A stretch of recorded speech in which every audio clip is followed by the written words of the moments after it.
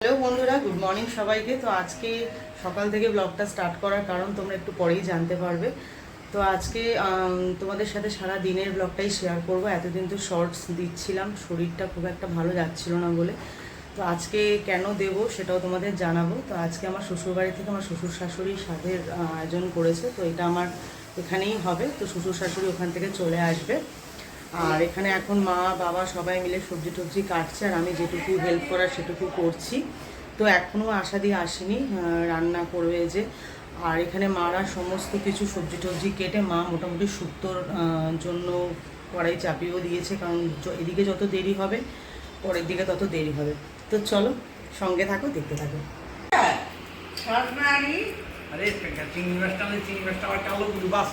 হ্যাঁ, আমি তো এই জন্য কালকে বিকেলবেলাই বলেছিলাম নিয়ে আসতে। ও হ্যাঁ, তুমি তো অফিস থেকে গেছো। এখন সমস্ত 5 রকম ভাজার এগুলো হচ্ছে। কী কী আছে? বেগুন ভাজা, পটল ভাজা, উচ্ছে ভাজা, আর আলু আর মাছ ভাজা। আর এখানে এটা কে কেন বসে রেখেছো? পটলগুলো ভাজা। আর এখানে এটা হচ্ছে পটল চিংড়ি হবে না, পটল চিংড়ি হবে তো না, পটলগুলো ভাজা হবে ওখানে। সমস্ত যেগুলো একটু সেদ্ধ হতে টাইম লাগে, আলু, তারপরে রাঙা আলু, পেঁপে, এগুলো একটুখানি হাফ 60% মতন সেদ্ধ করে নেওয়া হয়েছে শুক্তোর জন্য। তারপরে তোমার সরষে ডাঁটা আরও কাটছে বাবারা, যেগুলো সব এক এক করে ভাজা হবে সব জিনিসপত্র এগুলো। আর এখানে হচ্ছে পটল ভাজা হচ্ছে, পটল চিংড়ি না এটা, না সরি শুক্তো। আর ওইটা হচ্ছে চিংড়ি চাটনি হচ্ছে, সরষে ডাঁটা ভাজা। আর এখানে চাটনি পুরাটা করে দে। রেডি হয়ে গেছে। হ্যাঁ, এই তো ঘুরছে। হ্যাঁ, পটল চিংড়ি পটল ভাজা হচ্ছে,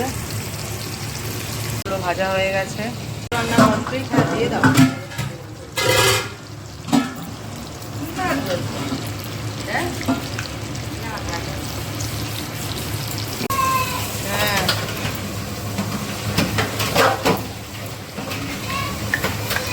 হ্যাঁ, এখন খাচ্ছে, ইডলি খাচ্ছে।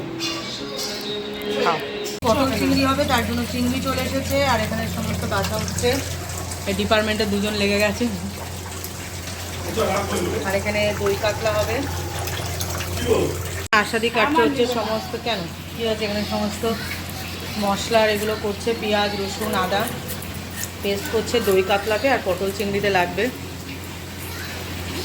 আর এখানে এই যে ঝুরঝুরি আলু ভাজার আলু বাবা কুড়িয়ে দিয়ে গেছে।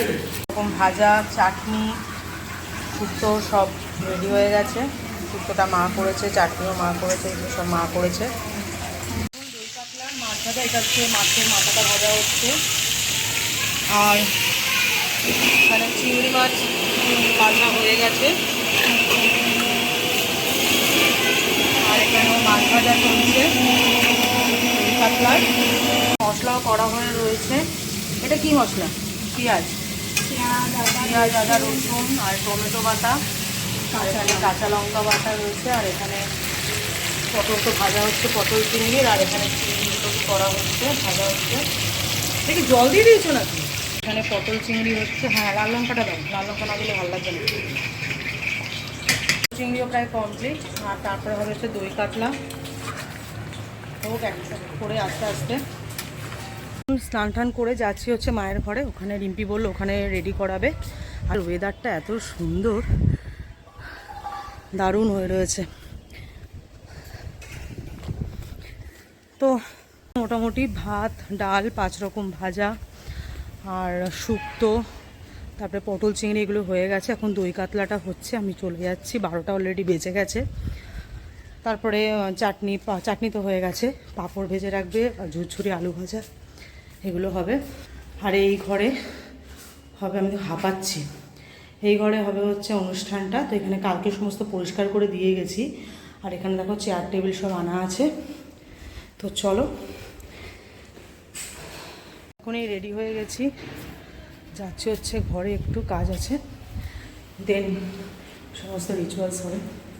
তো সঙ্গে থাকো।